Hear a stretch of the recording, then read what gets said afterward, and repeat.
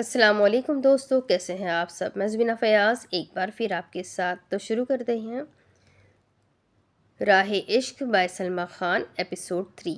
I hope آپ کو novel پسند آ رہا ہے تو ویڈیو کو ضرور لائک کریں، ابھی لائک کر دیں، بعد میں آپ بھول جائیں گے۔ ویڈیو کو لائک کر دیں، کمنٹ کر کے بتائیں ناول آپ کو کیسا لگا، نیکسٹ ناول آپ کون سا سننا چاہیں گے، اور آپ کون سی سٹی سے میرے ویڈیوز کو دیکھتے ہیں، کس سٹی سے آپ میرے ناولز کو سنتے ہیں، مجھے ضرور بتائیے گا۔ تو چلو شروع کرتے ہیں۔ آج تک کسی نے نوفل کو کسی لڑکی کے ساتھ نہیں دیکھا تھا، آج اسے کسی لڑکی کے ساتھ دیکھنا یہ حیران ہونے والی بات تھی۔ مراد جو اندر ان کا انتظار کر رہا تھا، ان دونوں کو ساتھ آتے ہوئے اور ہاتھ میں ہاتھ ڈالے دیکھ کر وہ پہلے تو حیران ہوا، پھر ہلکا سا مسکرا کر محفل کو آگے لے جانے لگا۔ آئلہ بھی دل پر پتھر رکھتے ہوئے اکیلی ریڈ کارپٹ سے اندر آ رہی تھی۔ اس نے ناکام مسکرانے کی کوشش کی تھی، مگر اس کی خوشی تو کہیں دور ہی رہ گئی تھی۔ اندر بھی سب کی توجہ کا مرکز وہ دونوں ہی تھے۔ سب لوگ حیران اس بات سے تھے کہ کسی نے بھی کبھی اسے کسی کے ساتھ نہیں دیکھا تھا۔ وہ ہمیشہ جس لڑکی کے ساتھ کام کرتا، اس کے ساتھ بھی وہ کسی پارٹی میں شرکت نہیں کرتا تھا، اور یہاں ایک انجان لڑکی۔ سب کو نہیں پتا تھا کہ وہ اس کی میک اپ آرٹسٹ ہے، اور میک اپ آرٹسٹ بھی اگر ہے تو اس کے ساتھ ریڈ کارپٹ پر چل کر پارٹی میں داخل ہونا یہ حیران ہونے والی ہی بات تھی۔ کئی لوگوں نے وہ نظر اٹھا کر زرین کو دیکھا تھا، وہ اس سادگی میں بھی بہت خوبصورت لگ رہی تھی، اور پتہ نہیں کیوں نوفل اس کو اپنے پیچھے کر کے کھڑا ہوا تھا۔ دیکھنے میں یوں لگ رہا تھا کہ وہ اسے دوسروں کی نظروں سے بچا رہا ہے۔ نوفل خود بھی نہیں جانتا تھا وہ ایسا کیوں کر رہا ہے، اسے تو اس لڑکی سے چڑ ہوتی تھی، مگر وہ اچھی طریقے سے جانتا تھا کہ اس پارٹی میں کیسے لوگ شامل ہیں، اور وہ ہرگز زرین کو ان کے سامنے نہیں لانا چاہتا تھا۔ اگر وہ نوفل کے ساتھ ہوگی تو سب کو اس چیز کا اچھے سے پتا ہوگا کہ نوفل کبھی اپنے لوگوں پر کسی کی غلط نظر برداشت نہیں کرتا۔ شاید وہ اس لیے اسے اپنے پیچھے کر کے کھڑا ہوا تھا۔ اس کا یہ انداز مراد کو اچھا لگ رہا تھا، اور دور کھڑی آئلہ جو یہ سارا منظر اپنی آنکھوں سے دیکھ رہی تھی، اس نے سوچ لیا تھا کہ اسے کیا کرنا ہے۔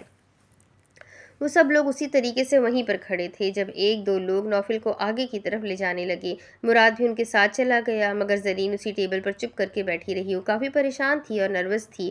وہاں پر بہت ساری لڑکیاں تھیں اور بہت خوبصورت لگ رہی تھی، بڑی بڑی ہیلز پہن کر، میک اپ کی ایک سخت طے اپنے اوپر سجا کر، چھوٹے اور نامکمل کپڑے پہن کر سب کو اپنی طرف متوجہ کر رہی تھی۔ مگر زرین کو کہاں فرق پڑنا تھا، وہ تو اپنی ہی دنیا میں مگن تھی۔ جب اسے اپنے قریب کسی کی آواز سنائی دی، آپ یہاں کیوں بیٹھی ہے، چلیں ہمارے ساتھ۔ ایک لڑکا جو اس نے شاید کسی فلم میں دیکھا تھا، وہ اس کے سامنے کھڑا تھا، مگر زرین نے اسے نظر انداز کیا تھا۔ وہ لڑکا خود بھی حیران تھا کیونکہ وہ ایک ایکٹر تھا، نوفل کی طرح زیادہ مشہور نہیں تھا، مگر وہ اس سے کم بھی نہیں تھا۔ لڑکیاں اس کی بھی توجہ حاصل کرنے کی کوشش کر رہی تھی، اور وہ لڑکا سب کو چھوڑ کر اس کی طرف آیا تھا اور یہ اس سے نخرے دکھا رہی تھی۔ دیکھیں مس، میں آپ سے بات کر رہا ہوں، آپ یہاں اکیلی بیٹھی ہوئی ہیں، مجھے ہرگز اچھا نہیں لگ رہا، آپ ہمارے ساتھ چلیں، بات کریں گے، ملے۔ زرین کو اس کا یہ انداز زہر لگ رہا تھا۔ ابھی وہ کچھ بولنے کے لیے اپنے لب کھولنے ہی والی تھی جب اسے کسی کی آواز سنائی دی، شاید میں موجود ہوں اسے اکیلا نہ فیل کروانے کے لیے، اور بات رہی گھلنے ملنے کی تو وہ ہم سے گھلی ملی ہوئی ہے، باقی کسی سے ملنے کی اسے ضرورت نہیں، اور مجھے نہیں پسند کہ میرے لوگ کسی اور کے پاس جائے یا کوئی اور میرے لوگوں کو اپنی طرف متوجہ کرنے کی کوشش کرے۔ وہ چھپے چھپے الفاظ میں اسے وارننگ دے چکا تھا، گویا کہہ رہا ہو دور رہو اس سے ورنہ اچھا نہیں ہوگا۔ نوفل کا یہ انداز زرین کو حیران کر رہا تھا۔ وہ لڑکا دانت چباتے ہوئے وہاں سے چلا گیا تھا۔ سنو لڑکی، میرے سامنے تو بڑے منہ بناتی رہتی ہو، اگر وہ تمہیں یہ کہہ رہا تھا تو تمہارا منہ کیوں نہیں کھل رہا تھا؟ اس کو منع کرتی، تم اس کو کہتی کہ بھائی نکلو یہاں سے، لیکن نہیں، تم تو یہاں بت بن کر اس کی باتیں سن رہی تھی۔ اگر کوئی بھی بولتا ہے تو اس سے 10 سنا دیا کرو، میرے سامنے تو بڑے عجیب و غریب منہ بناتی ہو جب تم سے کچھ کہہ دوں، مگر یہاں منہ پہ تالا لگ جاتا ہے، بے وقوف لڑکی۔ اور زرین منہ کھولے اس کی باتیں سن رہی تھی۔ نوفل خود بھی حیران تھا کہ وہ اسے ڈانٹ رہا ہے اور فضول میں، اسے پتہ نہیں کیوں غصہ آ رہا تھا زرین کی چپ دیکھ کر۔ وہ چاہتا تھا کہ وہ بولے اور وہ اس کو اچھی خاصی سنائے، مگر اس کا چپ رہنا نوفل کو آگ لگا رہا تھا۔ وہ دونوں ہی اپنی جگہ حیران تھے، اور دور کھڑا مراد ان دونوں کو دیکھ کر دل ہی دل میں مسکرا رہا تھا۔ چنگاری جل چکی ہے، اب بس بوم کا انتظار ہے، وہ دل ہی دل میں خود سے مخاطب تھا۔ نوفل نے اپنا سر جھٹکا اور پھر پارٹی کی طرف متوجہ ہو گیا۔ زرین بھی اب خود پر قابو کر کے ادھر ادھر نظر گھما رہی تھی۔ پارٹی اپنے عروج پر تھی، سب لوگ اپنی باتوں میں مصروف تھے۔ جب زرین کے ساتھ آ کر کوئی بیٹھی تھی، زرین نے اپنی نظریں اس طرف کی تو وہ آئلہ تھی۔ زرین اس کو دیکھ کر مسکرائی، مگر اس کے چہرے پر ناگواری وہ اچھے سے محسوس کر چکی تھی۔ आयला ने वेटर को बुलाकर जूस मंगवाया, एक जूस खुद पीने लगी और एक जूस उसकी तरफ बढ़ा दिया। जरीन ने चुपचाप वो जूस थाम लिया। अभी वो जूस पीती कि जब आयला बोली, तुम्हें मुराद ढूंढ रहा था। और जरीन उसकी बात पर इधर उधर देखने लगी, मगर उसे मुराद कहीं नजर नहीं आ रहा था। जरीन ने उससे फिर पूछा तो उसने सामने की तरफ इशारा किया कि वो वहां पर खड़ा है। जरीन उठने लगी तो आयला ने जूस का गिलास उसे थमा दिया। तुम लोग तो बहुत रिस्की बातें करते हो, फिर यहाँ पर ये ज़ाय करके जा रही हो। उसने जूस की तरफ इशारा किया तो जरीन शर्मिंदा होकर वो जूस का गिलास उठाने लगी। वो जूस का गिलास उठाकर आगे की तरफ बढ़ने लगी ही थी कि जब आयला आगे बढ़ी और उसको धक्का देने लगी। जूस जरीन के कपड़ों पर गिर चुका था और आयला के हाथों में जो जूस था वो उसके कपड़ों पर गिर चुका। उस धक्के से वो संभल नहीं पा रही थी। अभी वो ज़मीन बोझ होती कि किसी ने अपने हाथों की सख्त गिरफ्त में उसे पकड़ा था। जरीन ने डर के मारे अपनी आंखें बंद कर ली। उसे लगा था कि वो बस अभी गिरने ही वाली है, मगर खुद को किसी के हिसार में देखकर पहले तो वो चौंक उठी, फिर उस शख्स को देखा तो वो साकित रह गई। पूरी पार्टी पर सन्नाटा छाया था। आयला को गुस्सा आ रहा था कि उसके कपड़े खराब हो गए, मगर सामने का मंजर देखकर वो आग बबूला हो गई। यकदम आगे बढ़ी और जरीन को नौफिल के आसार से निकाला। तुम्हारी वजह से मेरे कपड़े खराब हो गए। जानती हो कितने महंगे कपड़े थे, ब्रांडेड कपड़े थे। ब्रांडेड कपड़े हैं, लेकिन तुम लोगों को ब्रांड का मतलब कहाँ पता। तुमने मेरे कपड़े खराब कर दिए। तुम तो वो उसे थप्पड़ मारने के लिए अपना हाथ हवा में उठा चुकी थी। इतने वक्त का गुस्सा वो उतारना चाहती थी, मगर उसका हाथ हवा में ही रह गया। नौफिल ने उसका हाथ बीच में ही रोक दिया था। जबान को और हाथों को दोनों को संभाल के रखो, वरना मुझे जबान काटनी भी आती है और हाथ तोड़ना भी। और आइंदा अगर अपनी नीची अपनी इन चालाकियों से मेरी किसी भी गरीबी को तकलीफ पहुंचाने की कोशिश की तो याद रखना आयला साहिबा, मैं माफ़ नहीं करता। मैं ये भी भूल जाऊंगा कि मेरे सामने लड़की है या कौन, इसलिए बेहतर होगा दूर रहो। सारी मीडिया, सबकी नज़रें सिर्फ इन सब पर थी और उसके मुंह से करीबी का लफ्ज़ सुनकर सब लोग एक दूसरे के कान में सरगोशी करने लगे। आयला जो ये सोच कर बैठी थी कि वो ये करके उससे सारा बदला उतार लेगी, उसका खेल उस पर ही उलट चुका था। नौफिल इतने सर्द लहजे में कह रहा था कि बेइख्तियार आयला को उससे खौफ महसूस हुआ, क्योंकि उसकी आंखों में ये वाज़ेह तौर पर देखा जा सकता था कि वो जो कह रहा है वो करके भी दिखा सकता है। मुराद आगे बढ़ा और उससे बाहर ले जाने लगा। जरीन तो अभी अपनी जगह पर पत्थर बन के खड़ी थी। नौफिल आगे बढ़ा और अपना कोट उतार कर उसको पहना दिया और फिर उसका हाथ पकड़कर उसे पार्टी के बाहर ले जाने लगा। ये मंजर सबने देखा था और जिनके दिल में कुछ शक था कि सिर्फ काम के हवाले से यहाँ पर आई है, ये गलत साबित हो चुका था। वाज़ेह तौर पर सब कुछ पता चल गया था। कई लड़कियों के दिल इस पार्टी में टूटे थे और बाकी लड़कियों के दिल कल सुबह न्यूज़ चैनल पर टूटने थे, क्योंकि सुबह हर चैनल पर सिर्फ इन दोनों की खबर चलनी थी। वहां पर सारे लोग ये अहद कर चुके थे। आयला तजलील के मारे वहां से अब बाहर को निकल गई थी। पार्टी खत्म हो चुकी थी। नौफिल उसका हाथ पकड़े उसे गाड़ी में बिठाकर अब अपने घर की तरफ रवाना हो चुका था। पूरे रास्ते गाड़ी में खामोशी रही। वो कुछ ना बोली और ना वो कुछ बोला। मुराद शीशे से बार बार उन लोगों को देख रहा था, मगर सबके दरमियान खामोशी थी। कुछ ही देर बाद गाड़ी नौफिल के घर पर आके रुकी थी। नौफिल गुस्से से निकला और अंदर की तरफ बढ़ गया। पीछे वो दोनों गाड़ी में बैठकर एक दूसरे का चेहरा देखने लगे। मुराद ने उसे तसल्ली दी थी और उसकी कोई गलती नहीं है। जरीन भी जानती थी कि उसकी कोई गलती नहीं है, मगर नौफिल काफ़ी गुस्से में था और उसकी वजह कोई नहीं जानता था। जरीन अंदर नहीं गई थी, बल्कि मुराद उसे घर छोड़ने चला गया था। मुराद भाई, मैंने कुछ भी जानबूझ के नहीं किया। मैं ये नहीं करना चाहती थी, मगर उन्होंने मुझे धक्का दिया था और मुझे नहीं पता कि वो कब आ गए और ये सब कुछ हो गया। मैं तो उनके साथ अंदर भी नहीं जाना चाहती थी, मगर वो खुद अंदर ले जाने लगे। अब मुझे समझ नहीं आ रहा कल क्या होगा। मुझे नहीं समझ आ रहा कि मैं क्या करूँ। उसके चेहरे पर परेशानी वाज़ेह तौर पर नज़र आ रही थी। जरी, तुमने कुछ नहीं किया तो फिर तुम क्यों घबरा रही हो? और वैसे भी मैं नौफिल को अच्छे तरीके से जानता हूँ। अगर उसने ये काम किया है तो ज़रूर कोई वजह होगी। तुम भी सब्र रखो और सब भूल जाओ, जो होगा देख लेंगे। वो उसे पुरसुकून करके घर के दरवाजे पर अपनी गाड़ी रोक चुका था। जरीन भी अब सारी सोचों को झटक कर अंदर की तरफ बढ़ चुकी थी। अंदर आई तो आलिया बेगम उसका इंतजार कर रही थी। वो उनके करीब गई और उनकी गोद में सर रख कर आंखें बंद कर चुकी थी। पता नहीं क्यों उसे सुकून मिल रहा था। क्या हुआ है मेरी जान? और वहाँ पर सब ठीक था। तुमने खाना खाया है? वो उसी की वजह से ही जाग रही थी। महर ने भी काफ़ी इंतज़ार किया था, मगर उसे देर हो गई थी और फिर वो सो गई थी। जरी ने उन्हें मुख्तसर सा वाक़या बताया। वो हकीकत में परेशान हो गई थी। जरी अपने माँ से ये बात नहीं छुपाना चाहती थी, क्योंकि उसे पता था कि कल की न्यूज़ में, यही अखबार में ये बात ज़रूर शाये होगी اور مراد نے بھی کہہ دیا تھا کہ تم خود کو پرسکون رکھو، کل کی کل دیکھیں گے، مگر اپنی ماں کو آگاہ کرنا چاہتی تھی اور اس کا ارادہ صبح دادی کو بھی بتانے کا تھا، کیونکہ اگر اس کے باپ نے یہ سب دیکھ لیا تو وہ ایک الگ ہی ہنگامہ برپا کریں گے۔ لیکن وہ اپنی ماں اور دادی کو اعتماد میں لینا چاہتی تھی تاکہ وہ لوگ سنبھال سکے۔ اس کی ماں نے اس کے بالوں میں انگلیاں چلائی اور اسے تسلی دینے لگی کہ تم نے غلط نہیں کیا، جو ہوا جانے انجانے میں ہوا ہے اور انشاءاللہ سب ٹھیک ہو جائے گا، تم اس بارے میں زیادہ مت سوچو۔ اور وہ اس سے پرسکون کر رہی تھی اور وہ اپنی آنکھیں بند کر کے ان کی گود میں ہی سو گئی تھی۔ صبح جب آنکھ کھلی تو دادی کو اپنے سامنے کھڑا پایا، دادی جو فجر کی نماز پڑھ کے اب صحن میں آئی تھی۔ مہر بھی ان کے ساتھ تھی کیونکہ مہر انہیں سہارا دے کر لے کر آ رہی تھی۔ صحن میں ماں بیٹی کو سوتے پایا تو وہ دونوں اس طرف آ گئے۔ زرین نے کپڑے تبدیل نہیں کیے تھے، اس کے وہی کپڑے تھے اور عالیہ بیگم کا ہاتھ اس کے سر پر تھا، وہ بھی اسی طریقے سے سو گئی تھی۔ وہ آگے بڑھی اور دونوں کو اٹھانے لگی۔ زرین نے جب اپنی ماں کو دیکھا تو شرمندہ ہو گئی کیونکہ اس کی ماں اسی طریقے سے سو رہی تھی، صرف اس کی وجہ سے اس نے محبت سے اپنی ماں کو جگایا اور پھر خود وضو کرنے کے لیے آگے بڑھ گئی۔ وضو کرنے کے بعد نماز ادا کی اور سارا معاملہ اللہ کے گوش گزار کیا اور یہ بھی التجا کی کہ ان سب میں اس کی کوئی غلطی نہیں ہے۔ وہ دعا میں کافی وقت لگایا کرتی تھی اور آج بھی اس کا یہی معمول تھا۔ دعا سے فارغ ہوئی تو پھر ناشتہ کرنے لگی۔ فرقان صاحب پوری رات سے باہر تھے، ابھی آئے تو سیدھا ناشتے کے لیے بیٹھ گئے تھے۔ عالیہ بیگم نے ان کو بھی ناشتہ دیا مگر دادی انہیں صرف گوری سے نواز رہی تھی، مگر ان کو کہاں فکر تھی۔ زرین ناشتہ کر کے اب اپنے بیگ میں سامان رکھ رہی تھی، مہر بھی کمرے میں چلی گئی تھی۔ ویسے شرم تو تجھ میں ہے نہیں، بچی کام کرتی ہے اور خود ندیدوں کی طرح کھانا کھا رہا ہے، کیسا باپ ہے تو، اپنے نعیاش دوستوں کے ساتھ مل کر تو بھی ویسا ہو گیا ہے۔ میں تو اپنی بہو کی آنکھوں میں آنکھیں ملا کر بات نہیں کر پاتی، آخر میں نے دیا ہی اسے کیا، ایک ایسا بیٹا جو روز اس کو خون کے آنسو رلاتا ہے، تو اس سے تو بہتر تھا میرا کوئی بیٹا ہی نہ ہوتا۔ روز کی طرح ان کی غیرت جگانے کی کوشش کر رہی تھی، مگر جن کی غیرت سوئی ہوئی ہو ان کو بھلا کون جگا سکتا ہے۔ انہوں نے ساری باتوں کا ہواؤں میں اڑایا اور ناشتے میں مصروف رہے۔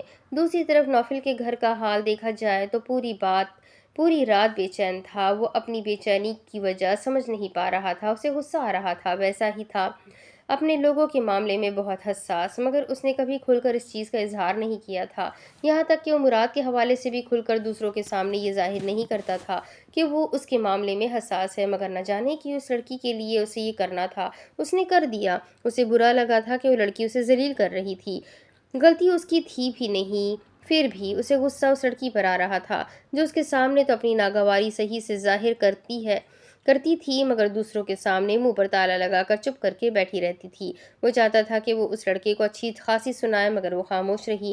اس لڑکی نے اسے دھکا دیا اور جوس اس کے کپڑوں پر گرا دیا اور وہ اس کو تھپڑ مارنے والی تھی مگر پھر بھی وہ خاموش رہی۔ کیوں؟ اس کو حقیقت میں غصہ آ رہا تھا اور پوری رات اس کی بے چینی میں گزری تھی۔ وہ تیار ہو کر اب آئینے کے سامنے خود کو دیکھ رہا تھا، جب دروازہ کھلا اسے لگا تھا کہ مراد آیا ہے تو اس نے اس طرف نہیں دیکھا تھا، مگر کسی کی آواز پر ایک دم دروازے کی طرف دیکھنے لگا۔ وہاں اس کی جان کا ٹکڑا، اسے اپنی جان سے عزیز بھائی ارسلان پاشا کھڑا دکھا۔ وہ جلدی سے گیا اور اس کے گلے لگا۔ نوفل میری جان کیسا ہے؟ ارسلان اسے گلے سے لگائے پوچھ رہا تھا۔ میں ٹھیک ہوں، تم بتاؤ، تمہارا تو کوئی اتا پتہ ہی نہیں ہے، انسان کو یہ حال چال ہی سنا دیتا ہے، لیکن نہیں، تم تو سناتے ہی نہیں، جب بھی فون کرو تو حویلی آنے کی بات کرتے ہو۔ ارے بھائی نہیں آنا حویلی، کبھی اس بھائی کے بھی حال پوچھ لیا کرو۔ لیکن نہیں، تمہیں تو اس حویلی والوں کی فکر ہے جن کو میری کبھی کوئی فکر نہیں تھی۔ اس کے لفظوں میں نفرت تھی اور وہ نفرت واضح طور پر ارسلان دیکھ سکتا تھا۔ اسے اس کا یہ لہجہ برا لگا۔ تمہیں ایسا لگتا ہے کہ ہمیں تمہاری فکر نہیں ہوگی، ہم تمہاری بہت فکر کرتے ہیں، ہمیں تم بہت عزیز ہو، مگر تم سمجھ ہی نہیں پا رہے۔ وہ محبت سے اسے سمجھا رہا تھا اور نوفل کے چہرے پر واضح طور پر ناگواری پھر سے آ چکی تھی۔ وہ پوری رات بے چین رہا اور اب صبح ہی ارسلان کے منہ سے ان کی باتیں سن کر اس کا موڈ اور خراب ہو چکا تھا۔ اس نے باہر کی طرف اپنا رخ کر دیا تو ارسلان ہی اس کے ساتھ ڈرائنگ روم میں آ کر بیٹھ گیا۔ مراد چائے بنا رہا تھا کیونکہ وہ جانتا تھا کہ ارسلان آیا ہے تو وہ اس کے لیے بھی چائے بنا رہا تھا۔ ابھی وہ اسی طریقے سے وہاں بیٹھے تھے جب ارسلان نے ٹی وی کھولی اور ٹی وی کے سامنے جو خبر چل رہی تھی وہ ارسلان کو حیران کر رہی تھی۔ ناظرین، ہم آپ کو بتاتے چلیں، فیمس ایکٹر نوفل پاشا کل پارٹی میں ایک لڑکی کے ساتھ پائے گئے۔ ذرائعوں سے پتہ چلا ہے کہ وہ لڑکی ان کے پاس کام کرتی ہے، مگر کل پارٹی میں ایک ہنگامہ ہوا جس کے باعث نوفل پاشا اس لڑکی کا ہاتھ پکڑ کے اسے پارٹی سے لے جانے لگے۔ لوگوں کا کہنا ہے کہ وہ ان کی خفیہ گرل فرینڈ ہے یا ان دونوں کے بیچ بہت کچھ ہے، ابھی وہ تو آگے ہم آپ کو بتائیں گے، ہمارے ساتھ جڑے رہیں۔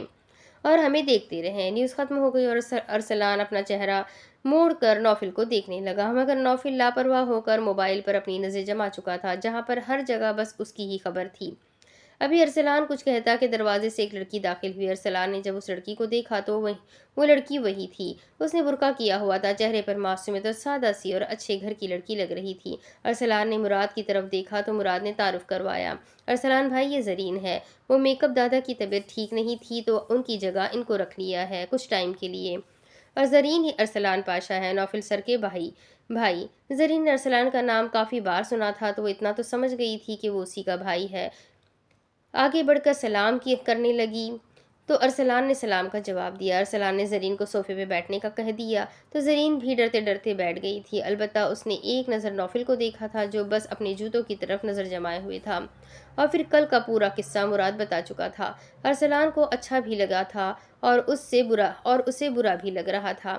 اچھا اسے اس لیے لگا تھا کیونکہ نوفل کے اندر کسی اور کے لیے احساسات جاگ رہے تھے، اور برا اسے اس لڑکی کے لیے لگا تھا کیونکہ وہ بہت معصوم تھی اور اس کی کوئی غلطی نہیں تھی۔ آج ہر ٹی وی، نیوز چینل، اخبار، سوشل میڈیا، ہر جگہ بس ان کی خبر تھی۔ ارسلان نے زری کو اعتماد دلایا کہ اس کو کچھ نہیں کہا جائے گا کیونکہ اس کی کوئی غلطی نہیں ہے۔ زری کو بھی ارسلان کی بات سن کر تھوڑی تسلی ہوئی تھی کیونکہ سچ میں اس کی تو کوئی غلطی ہی نہیں تھی۔ ارسلان جانتا تھا کہ یہ بات زری جیسی لڑکی کے لیے چھوٹی نہیں تھی کیونکہ وہ ایک چھوٹے اور مڈل کلاس گھر سے تعلق رکھتی تھی جہاں پر اس بات کو پہاڑ کی طرح سمجھا جاتا ہے، اور اگر زری کی جگہ کوئی اور لڑکی ہوتی تو ابھی تو وہ ہواؤں میں خوشی سے اڑ رہی ہوتی کہ نوفل کے ساتھ اس کا نام لیا جا رہا ہے، مگر زری ان لوگوں میں نہیں تھی۔ نوفل وہاں پر مزید نہیں بیٹھ سکا اور پھر شوٹنگ کے لیے جانے لگا۔ ارسلان نے کہہ دیا کہ میں یہیں پر ہی ہوں اور تمہاری بھابھی بھی آ جائے گی تھوڑی دیر میں۔ نوفل نے محض ہاں میں سر ہلایا اور پھر وہاں سے مراد اور زری کو لے کے جانے لگا، اور ارسلان پیچھے بس نوفل کے بارے میں سوچتا رہ گیا۔ امی، آپ ایسا کیوں کر رہی ہیں؟ آپ جانتی ہیں میں نے ہمیشہ ارسلان بھائی کو اور نوفل بھائی کو اپنا بھائی سمجھا ہے۔ پہلے آپ ارسلان بھائی کے ساتھ میرے رشتے کا سوچ رہی تھی، مگر انہوں نے شادی کر لی تو آپ نے گھر میں 3 دن روٹھنے کا ماحول بنا کر رکھا تھا، اور اب آپ نوفل بھائی کی باری میں ایسا کر رہی ہے۔ آپ کو سمجھ کیوں نہیں آتا؟ آپ جیسا سوچ رہی ہے ویسا نہیں ہو سکتا۔ نوفل بھائی کبھی بھی خاندان میں یا گھر میں شادی نہیں کریں گے۔ آپ جانتی ہیں وہ تو اس حویلی میں آنا بھی پسند نہیں کرتے، تو حویلی کی لڑکی سے شادی کیوں کریں گے؟ اور ویسے بھی مجھے نہیں کہیں گی امی پلیز۔ آبرو اپنی ماں کو بس سمجھاتی رہی، مگر اس کی ماں نے تو فیصلہ کر لیا تھا کہ وہ کیسے بھی کر کے نوفل کو اپنی آبرو کے لیے منع کر رہے گی۔ ابھی وہ مزید کچھ کہتے کہ باہر سے زور سے چلانے کی آوازیں آ رہی تھی۔ وہ ماں بیٹی گھبراتے ہوئے باہر کی طرف نکلے تو ڈرائنگ روم میں سب موجود تھے۔ سامنے ٹی وی چل رہی تھی جس میں کوئی خبر دکھائی جا رہی تھی۔ دیکھا آپ نے، میں نے کہا تھا نا، یہ وہاں جا کر ضرور کسی لڑکی کو پسند کر کے ہمارے سر پر ایک دن مسلط کر دے گا، جیسے ارسلان نے کیا۔ آپ خود بتائیں بھابھی جان، اگر اپنے گھر کی لڑکیاں خود ہے تو کیا ہمارے خاندان میں باہر شادی کی جاتی ہے؟ بالکل بھی نہیں۔ جب خاندان میں کوئی بھی لڑکی نہ بچے پھر مجبور ہو کر باہر سے کی جاتی ہے، مگر یہاں خاندان میں لڑکیاں موجود ہیں اور خاندان کے بیٹے باہر سے شادیاں کر رہے ہیں۔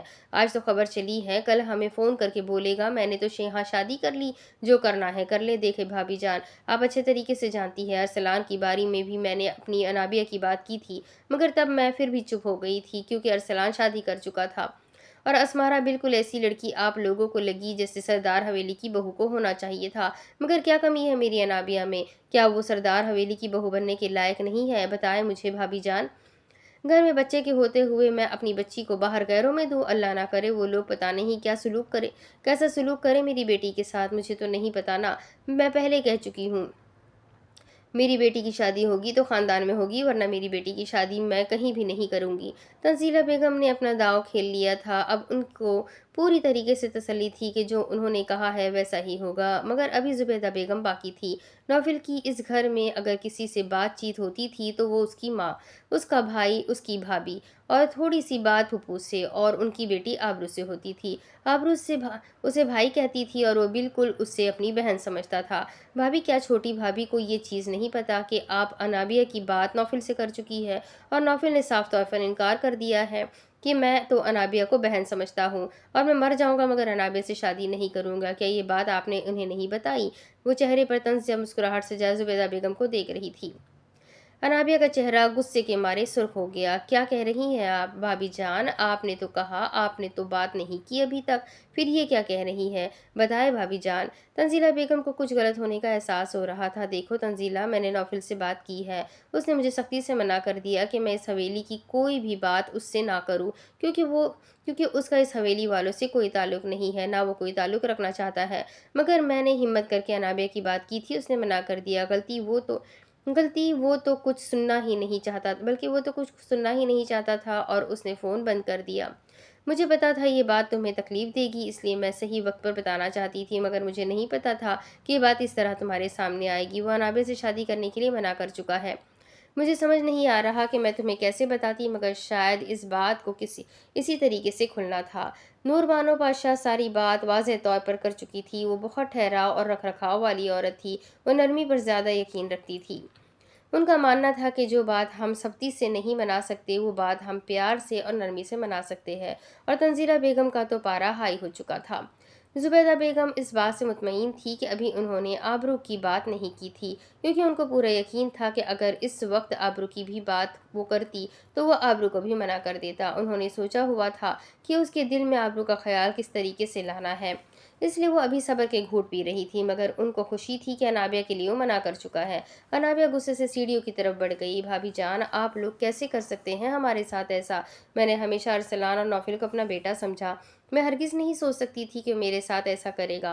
पहली बड़े बेटे ने ठुकराया और अब नौफिल ठुकरा रहा है मेरी बेटी को। मेरी बात सुने, मुझे नहीं पता आप कैसे मनाएंगी उसको, मगर मेरी बेटी की शादी अगर नौफिल से ना हुई तो मैं ये घर हमेशा हमेशा के लिए छोड़कर चली जाऊंगी। बल्कि घर तो क्या, मैं ये दुनिया छोड़कर चली जाऊंगी, क्योंकि मुझे घरों पर भरोसा नहीं। पता नहीं वो क्या सलूक करें मेरी बेटी के साथ। मुझे तसल्ली ये थी कि बेटी आंखों के सामने रहेगी, मगर आपने वो हक भी मुझसे छीन लिया।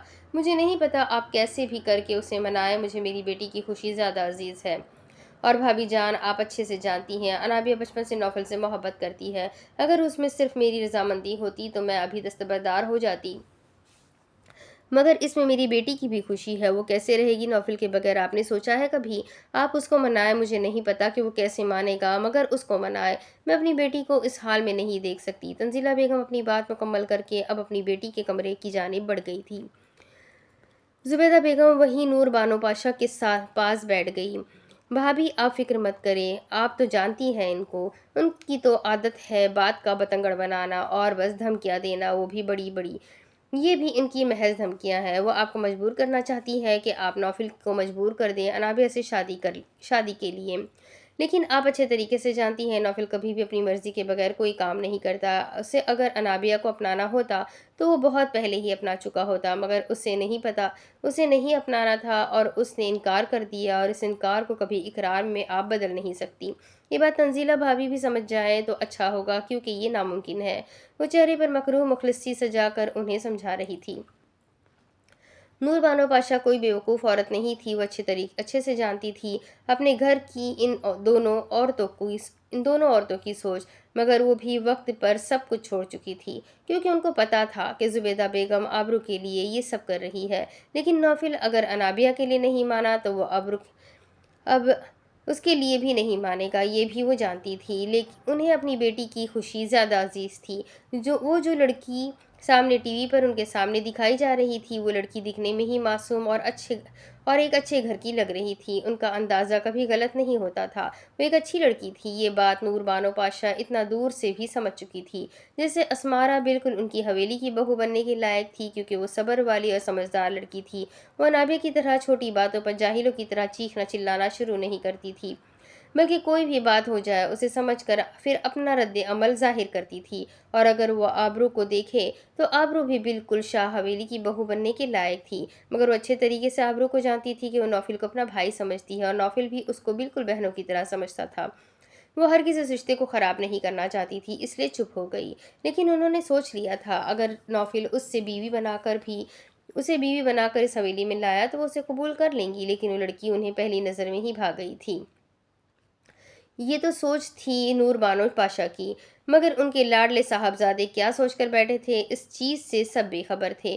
وہ تو ایک طوفان کو ہوا دینے کو تیار تھا، اور پھر وہ طوفان سب کو اپنے ساتھ لے جاتا، وقت قہر بن کر ٹوٹنے والا تھا، اور اس وقت کو قہر اس مغرور شہزادے نے ہی بنایا تھا، وہ مغرور شہزادہ نوفل پاشا۔